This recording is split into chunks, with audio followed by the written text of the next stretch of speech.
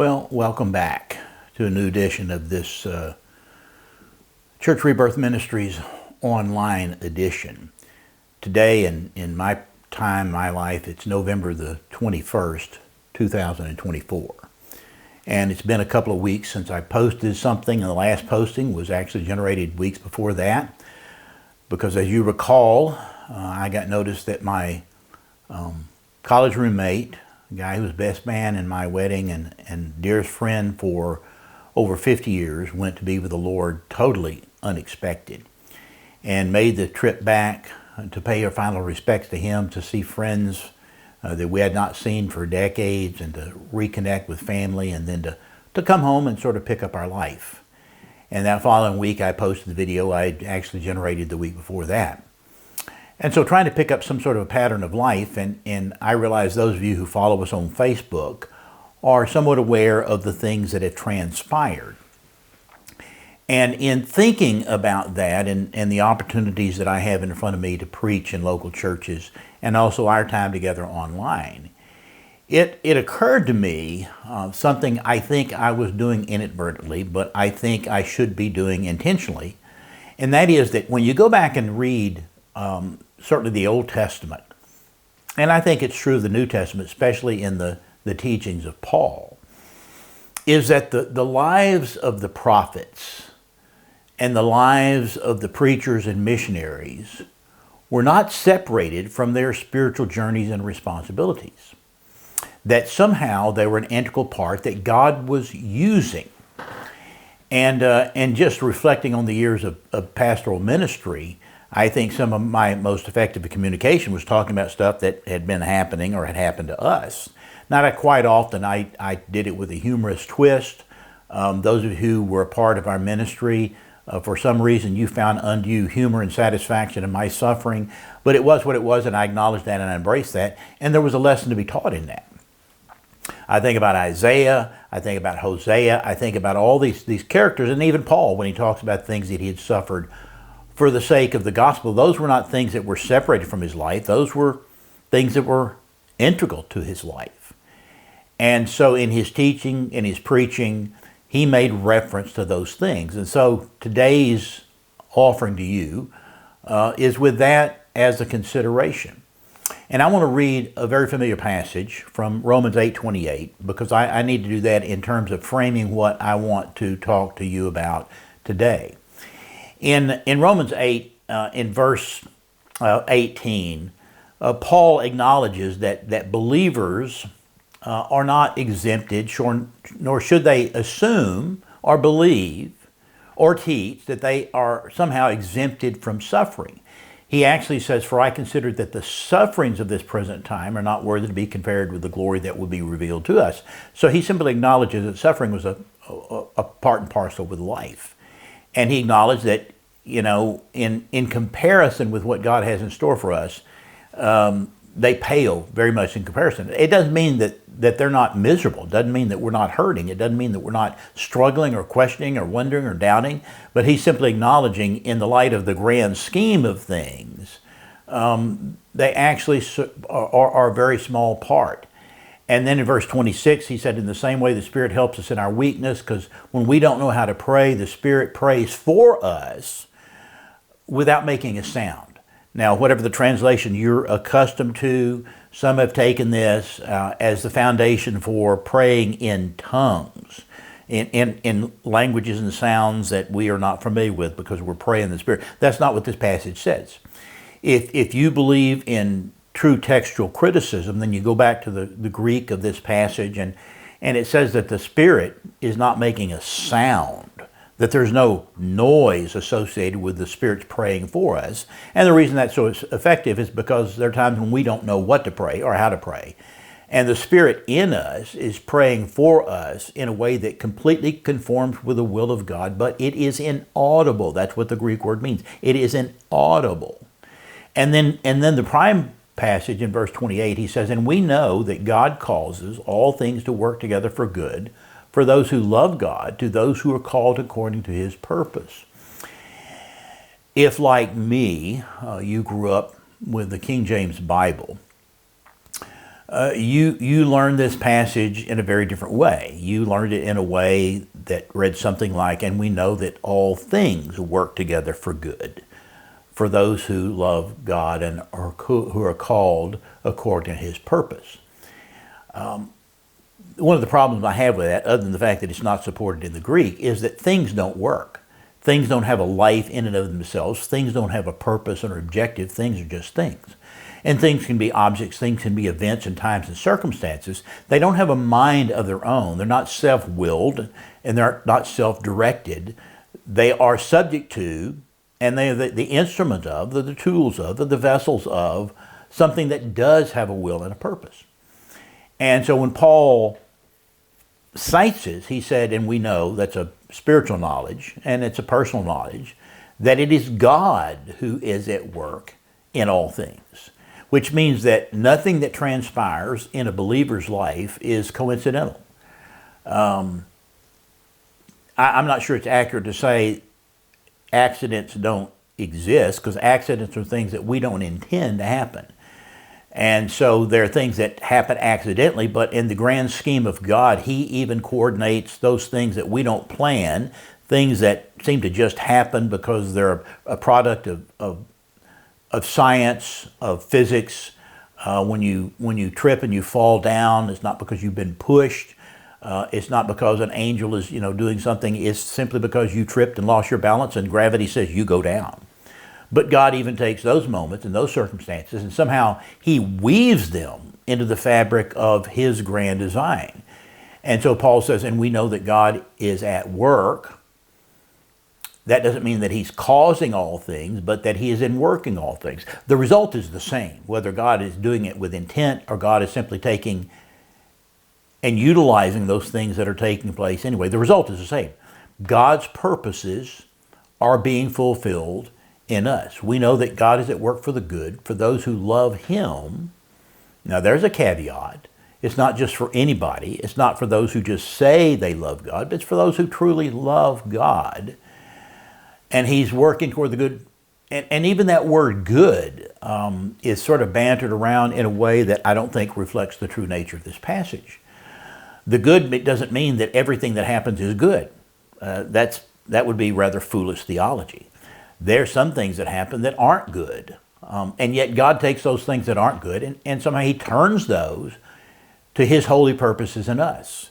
And so his working in us, working with us, working through us, in the context of every circumstance of life, he's doing it for something that is greater, higher, purer, his will and his purposes. And Paul, I think, writes this as a consolation because he even admits his own personal sufferings, and he had to step back at times.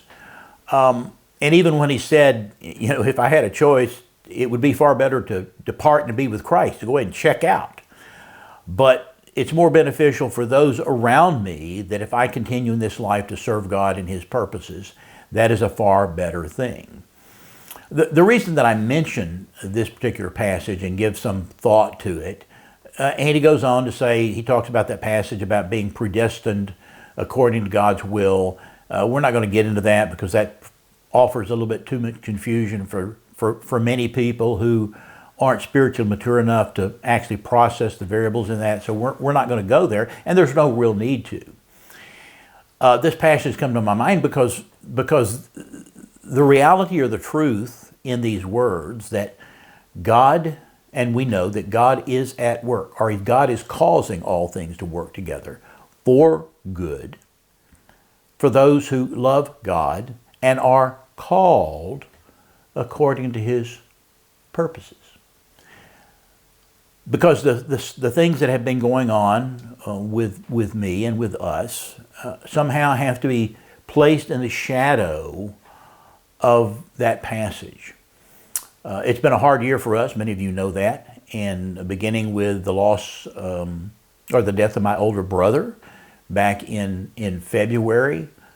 He died of a tumor in the brain, glioblastoma, survived a year of dealing with that and finally checked out. Made 2 trips home in conjunction with that, once in the presence of his dying and then to go back for his memorial service.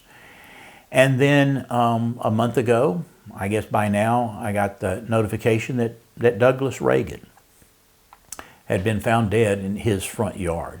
Total shock, because those who knew Douglas thought, he was going to live forever.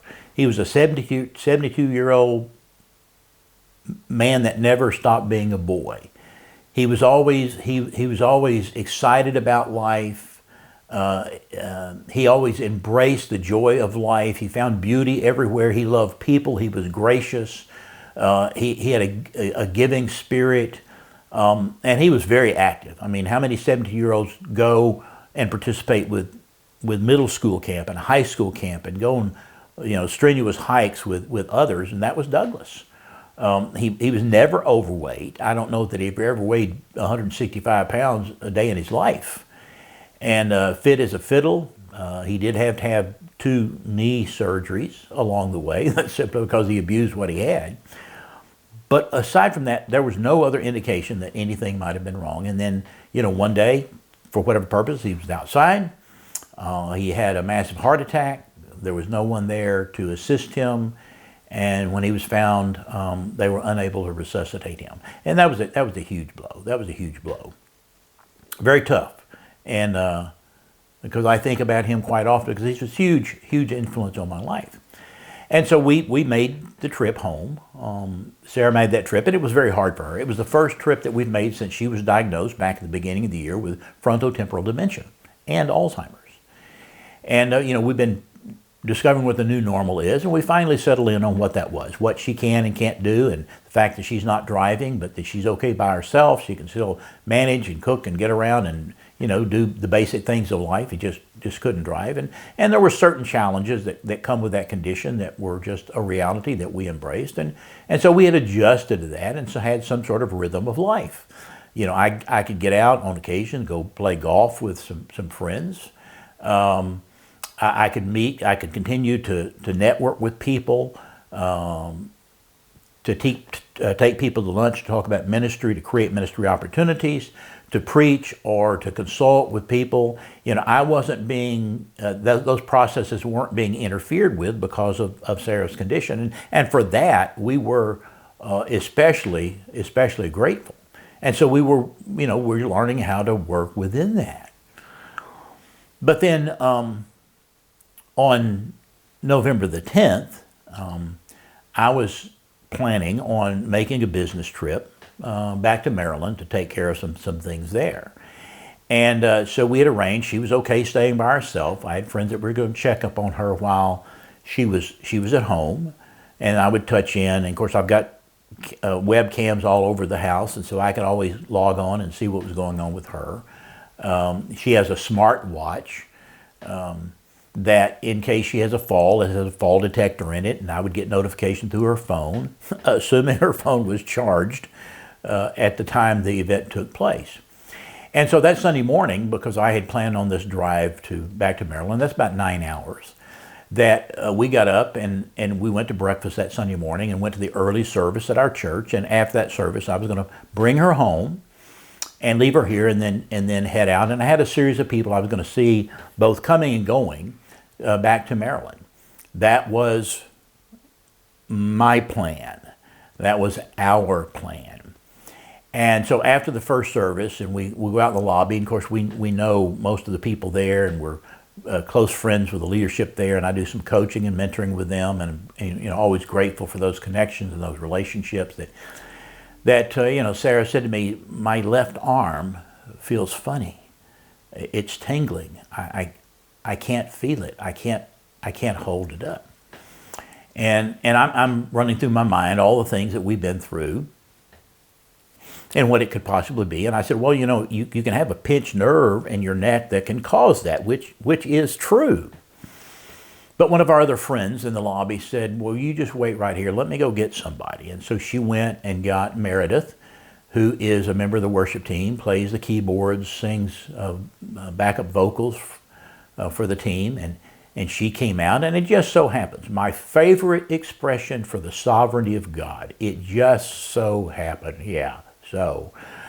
And so she came out and she got Sarah and she backed her out of the flow of traffic back to a wall, and she put her through a series of evaluation that she as a professional was aware of.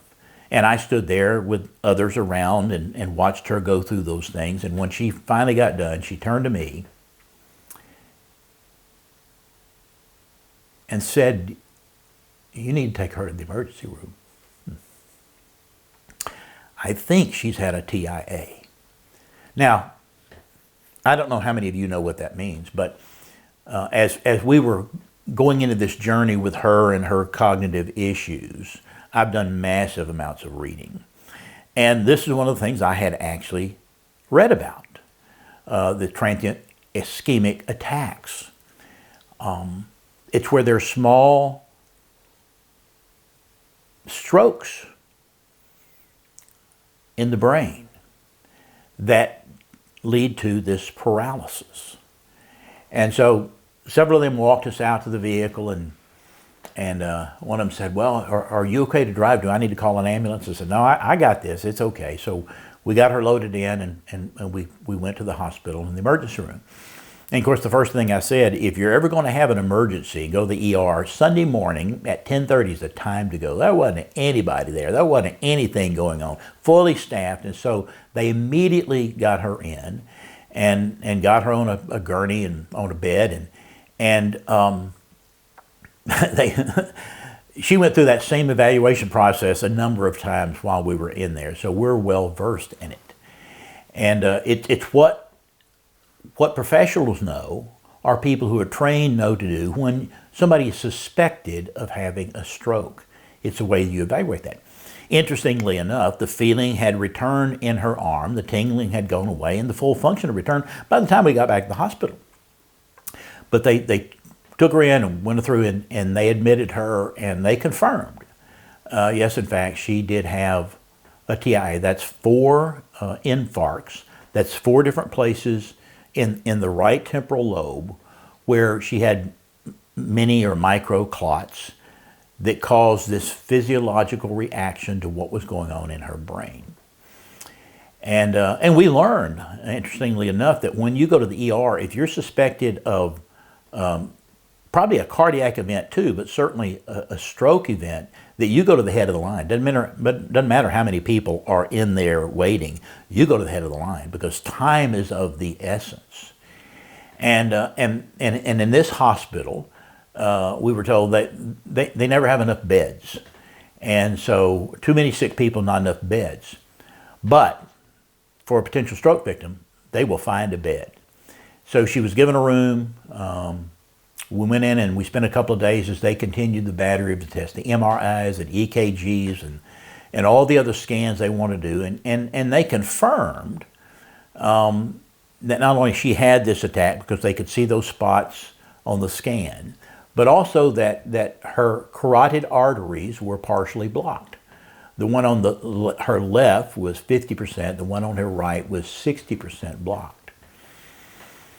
So they scheduled surgery with a thoracic surgeon who went in and on the 13th went in and slit open her neck right here, pulled that artery out at the place where the blockage was, slit it open, and I didn't realize this. I've gotten a greater education, and they actually just pulled, it's almost like a rubber plug.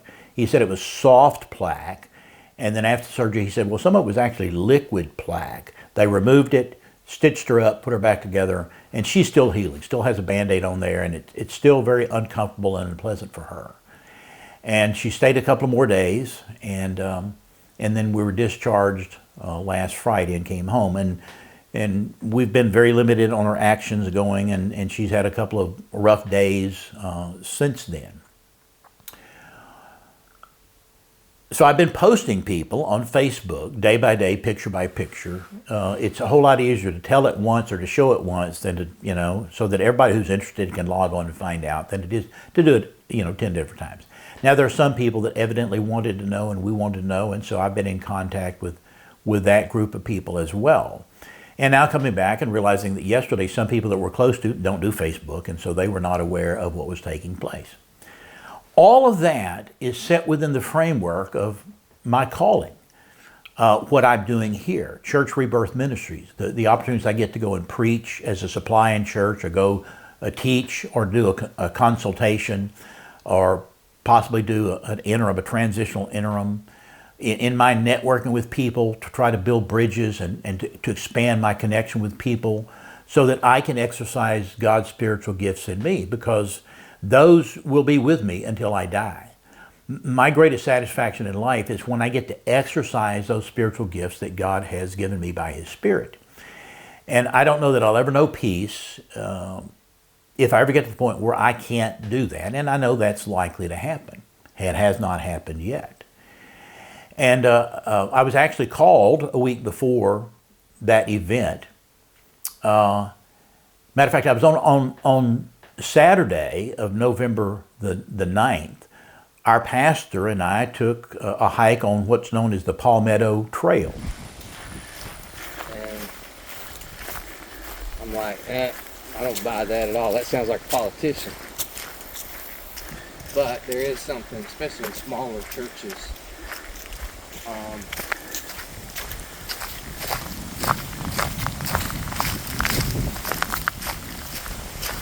I think the thing you cannot... It's a hiking trail that goes from one side of South Carolina all the way to the Appalachian on the other side. And he had hiked several sections of that, and we'd been talking about it. So we picked a section on that Saturday to go hike, 11.4 miles.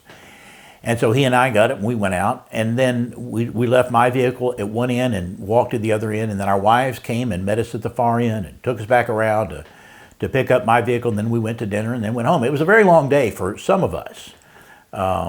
I was actually pleased that I could keep up with him hiking at a pretty rapid pace. We covered it in about 5 hours, that 11.4 miles. And it wasn't all flat, but it was beautiful. It was great to get out there. I felt good as a result of that. So that was on Saturday, and then Sunday unfolded as it did. But while we were actually hiking, I get a phone call, and when the caller ID came up, it wasn't anybody in my phone book, but it was a South Carolina phone number. And I have learned that I always answer those, because those are likely to be a church that's needing somebody to come and assist them. And so I had done that. And so I was supposed to have preached on November the 17th, which was last Sunday.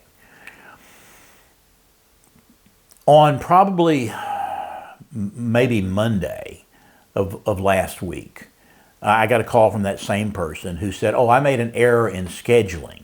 I already booked somebody for the 17th. Can you come on?" Gave me a couple of dates in December, one of those dates. And so I said, "Yeah, I'll do that." Little did I know that God was at work in that too.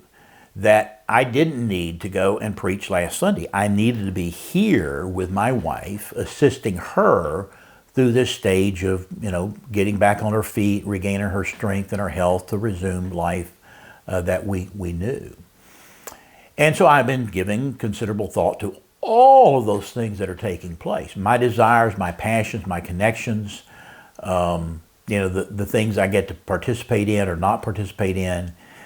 And this passage always stands there, casting its long shadow over me and over us, knowing that in all things, that's pretty comprehensive, all things, God is at work, or God is causing those things to work together for good.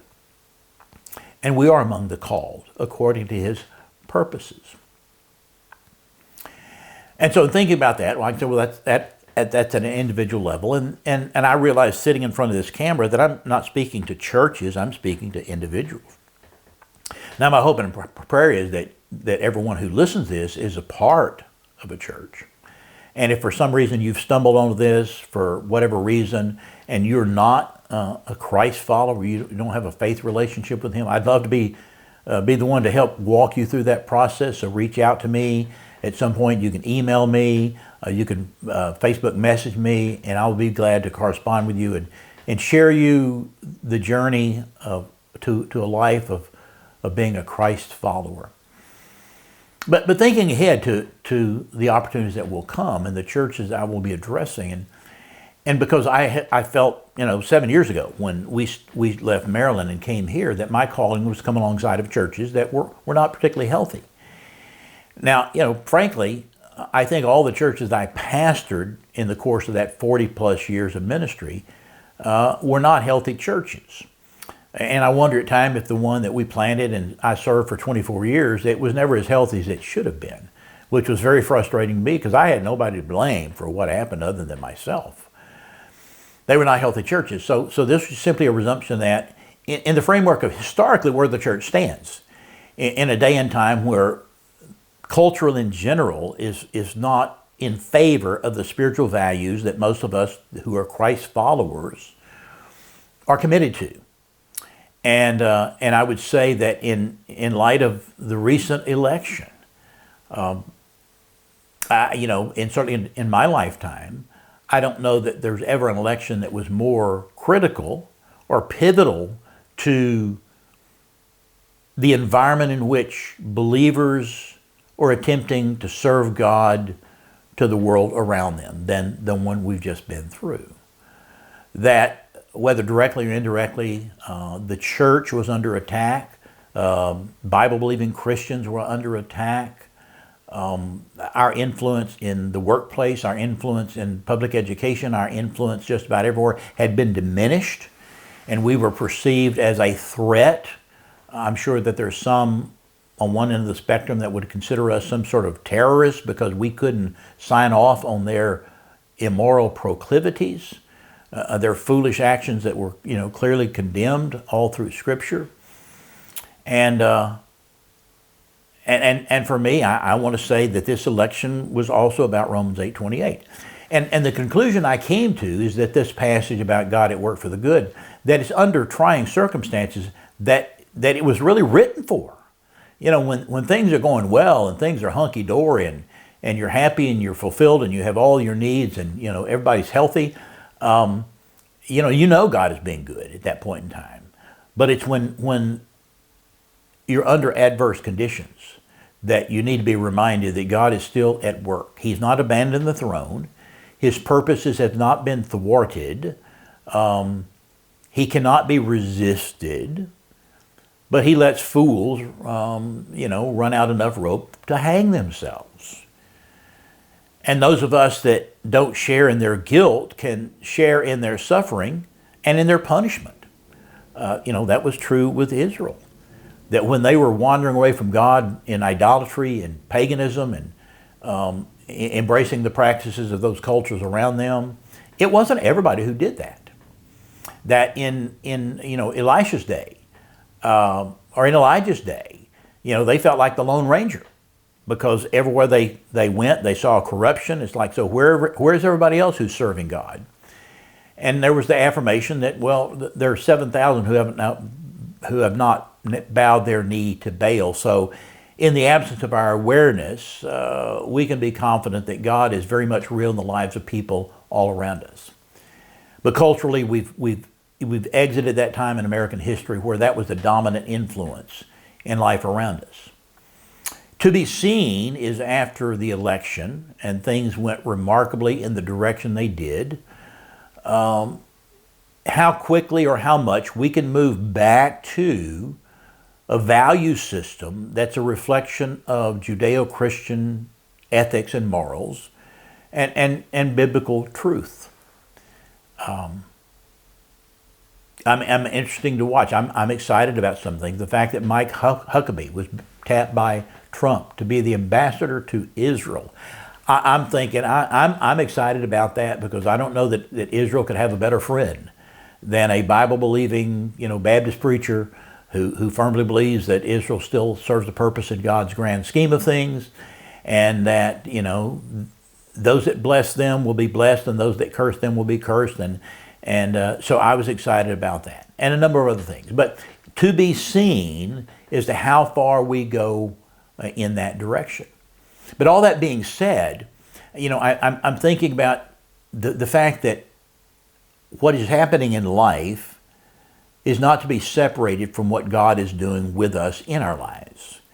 And so somehow we need to be reflective on those very events and circumstances, not reading into them things that are not there. People that are always looking for some sign, some sort of indication. Paul's words, the words of the writer of Hebrews were that God disciplines those that he loves, and we should treat all hardship as discipline, even if it's not. So difficult times we're to take as learning moments that God is at work in for the good. Everything funnels back into this Romans 8 passage. But fast forward in the time that I have left, I'm thinking about the churches that I get to preach in and the one that I'm going to preach in next. They're without a pastor. They're down to probably 30 adults, none of them young, looking for their next spiritual leader. But they're not in a good place in their life cycle as a church.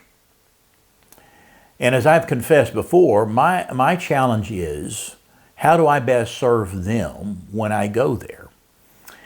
You may well know that there are a number of subjects that any preacher can preach on that most Bible-believing Christians are excited about. But is that what they need to hear? Do they need to be told what it is they already know and believe? Does it accomplish anything to go and try to have a pep rally when you're losing the battle of your very existence? That thousands of churches every year finally close their doors because people have died, people have left.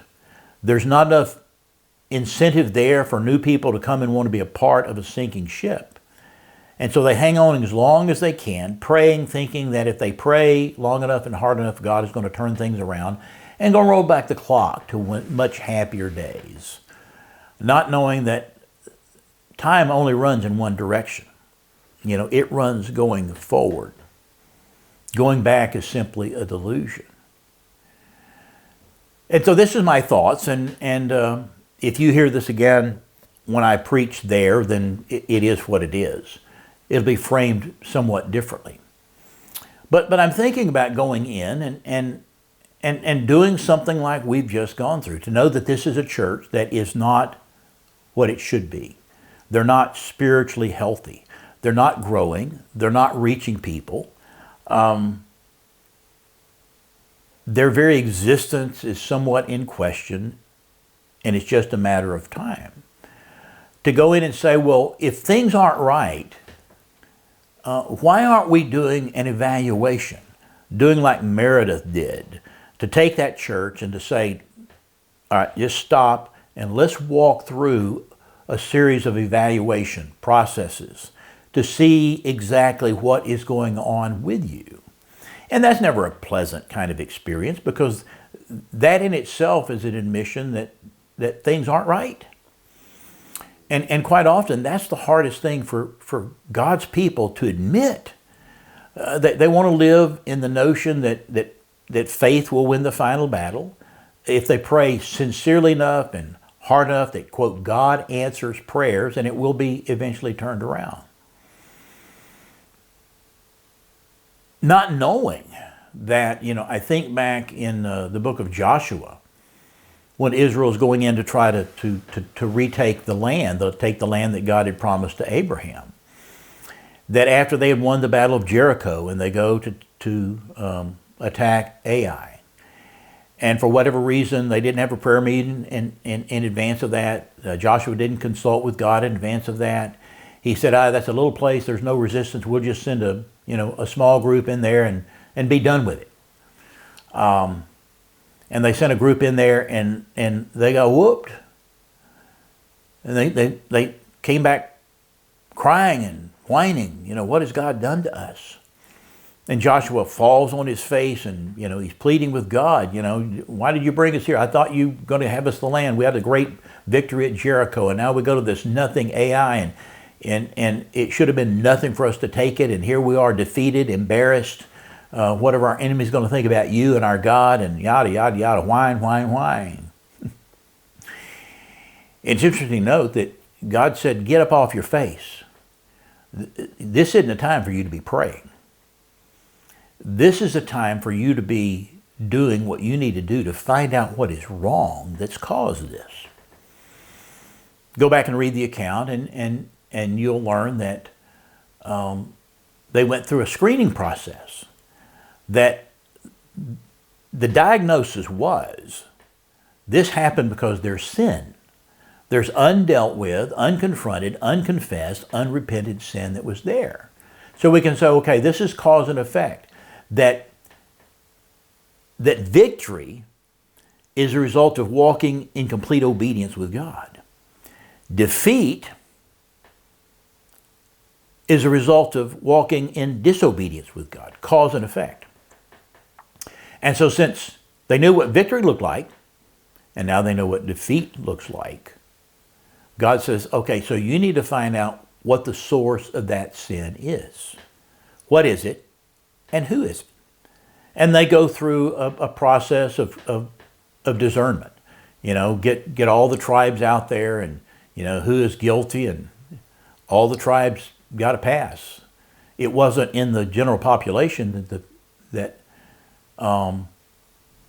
the sin lay, except with one family, the family of Achan. And as it turns out, he had done the very thing that's prohibited by God. When they'd gone into Jericho after victory, that God had told them, destroy everything you find. You get no spoils out of this place. Everything is to be committed to destruction. Achan saw some silver, saw a really nice suit of clothes. And when he thought nobody was looking, he took them and he hid them in his tent. Buried them in the floor of his tent. And their process of examination, it became revealed that he was the guilty party. And when asked what he had done, he confessed. And it cost him and his whole family, because apparently they were complicit, their lives before victory could be returned. None of those things are pleasant processes. And so for a church that finds itself, or a believer that finds themselves in a very unpleasant set of circumstances, the evaluation to determine what is wrong is not a pleasant thing, but it's a necessary thing. And so I would say to the people who are part of a church that find themselves in that position, be honest about it. Say, evidently we're sick. We're not the well-being that God would intend us to be, because we're not walking in the abundance of what faith produces. We're not seeing the evidence of God's pleasure with us. We need to find out what's wrong here. And so to walk through a series of evaluations to see, where the problem may lie, so the problem can be addressed. Now, what's true is that simply because a process, an evaluation process has been gone through, does not mean that a person is going to comply with a recommendation. We had choices there standing in the lobby after church. The choice was to say, well, let's take a wait and see attitude. Say, well, it could be, it might not be, it could some simple, I need to go ahead and leave. I need to go take care of my business. Sarah will be fine. We'll just take a wait and see attitude. And as it turns out, we could have done that. We will never know what would have happened had we done that, because we now know that she was at risk of a major stroke. And so for a church, and even when we're in the hospital, for them to say, well, you have this much blockage and we recommend that you have this surgery, what do you want to do? And it's like, let's take care of it. Let's do what needs to be done. It's not pleasant. It's not going to be easy. A hospital is not a resort. It's not a place you go to get rest and to be well fed. Now, she liked the food there, and we couldn't have had a better staff of nurses and doctors, and we're fully persuaded that this new generation, this younger generation of the doctors that we used to make fun of, it's like, they look like, I'm not sure they're out of puberty yet. Listen, those are the gold. Those people, that they still love their work. They're enthusiastic about what they're doing. They're excited about their career. They haven't been jaundiced yet by the difficulties in the journey. And so they were a pleasure to be around. But, when they come in, 12 times a night to take blood and to do a number of things, it is not a place. I spent several nights up there sleeping on a sofa in her room, making the most out of it. And they never came in to wake her up that it didn't wake me up too. But those were the necessary difficulties we had to be willing to endure in order to come to this place where we're home. We're now discerning what the new normal is for us. We know that issue has been taken care of, so that is no longer a part of the problem. We will deal with everything else that comes in its time and in its way. And so an individual needs to do that. If a person is struggling about where God is in their life, find somebody who can help do an evaluation with you, to do a testing with you, to ask the questions that you need to answer, because knowing that if God is at work for the good, that means whatever God is trying to do in you, however unpleasant it might be, it's for the good. It may not be for the pleasant, it may not be for the fun, it may not be for the enjoyment, but it's for the good. It's for your benefit, for my benefit. And then churches, to say whatever the implications are, to say to a church, this is the diet you've been on up until now, but this diet has gotten you where you are. You need to change your diet. You need to change your habits. You need to change your lifestyle. You need to change your activities. You need to change how you do what you do to get a different result. Because evidently what you're doing is not working the way you want to believe it worked. It may have worked 50 years ago, but that was 50 years ago. When you were 25, you could pretty well do what you wanted to do, eat what you wanted to do, go where you want to go. You could skip nights of sleep. You could do, and life was wonderful, because it's like you felt you had a Superman complex. It's like nothing's going to hurt you. You're basically healthy, and so you can. But again, at 25 or at 75, it's a different story. Now, some of us are blessed to still be remarkably healthy in this season of our lives. And it's not necessarily really a tribute to us. There are some things that we have not done that helps out, but, genetics, God's gift to us, and our genes is about 4/5 of that, but then the other fifth is the choices that we make. And so until a church that is dying, put it out to a church that is dying, that is unhealthy, is willing to go through an evaluation process, a screening, so to speak, to find out where the real issues lie, nothing's going to change, and there will not be a return to health. I'm happy to say that there is life after. For a church that's struggling, there can be a future. It just won't look like yesterday. It won't be the same people. As a matter of fact, I look around, we're in that season where people are checking out. Frequently, they're checking out. And if we want to be enthusiastic about the life that's going to be, we have to be enthusiastic about a new generation that don't think like we think, don't dress like we dress, don't like the same music that we like, or the same anything we like. They like the same God. They love the same Jesus. They're filled with the same Holy Spirit. They have a passion for worship. They have a desire to make Christ known and sharing the gospel with their friends. They're excited about discipling those who make that commitment of faith. They're excited about growing the church and expanding the kingdom and reaching out and being salt and light in their lifetime, in the lifetime to come. And those of us whose suns are setting, we need to learn to celebrate God's goodness to them, even though it won't look like God's goodness to us. And we need to be able to celebrate and be grateful that there's a new generation that's going to take up the mantle of the cross and impact their world.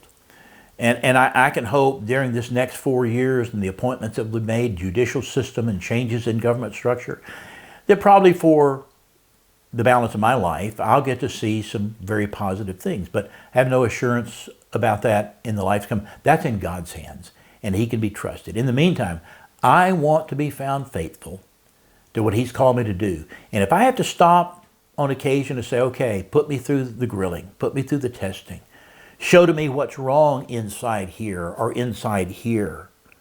in my life that is precluding the best that God has for me and those around me. Thank you for tuning in. Now you have the latest update. I'll continue to post of any changes in the future. I've rescheduled my trip to Maryland. It'll be in the middle of December to go up and take care of that and see some friends and have some fellowship there. And Sarah will be in God's hands during that time as well.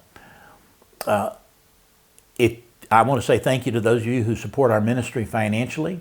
You're the ones who's enabled me to do what I've been able to do in this season of my life, and making connections and buying the equipment and the goings and comings, and I am grateful for that, because it's made it much easier than it would have been otherwise. There are ways that you can do that electronically, or if you're old school and simply want to drop a check in the mail, you can do it. Make it out to Church Rebirth Ministries Incorporated. We're a 501c3 organization, which makes this a tax-deductible contribution. For those of you who would like to reach out to me and correspond, provide me input or feedback, or have questions or challenges, or simply like to communicate, then you can email me at this email address, or if you're watching this on Facebook, then you can Facebook message me. In the meantime, let me pray for us as we bring this to a conclusion. So, Father, I thank you that you've enabled me on this day, under this set of circumstances in life that have not been easy, but through which you have demonstrated yourself faithful one more time. That we know what could have been, but we now know what was and what is. And we're grateful that you had arranged the people and the players in our lives to be at the right place in the right time, that would minimize the impact of this potentially major health event in Sarah's life. So I commit these words and the people who listen to this to you, for you to use it for your purposes in them, and that they would learn to embrace and celebrate your goodness and your control of all the circumstances of their life for the good, provided they love you, and they're attempting to walk according to your purposes. Above all, we thank you for Jesus, who makes it possible. It's in his name that we pray, and for his sake. Amen. Thank you. Stay tuned. We never know what's going to happen next, but I look forward to our next opportunity. God bless.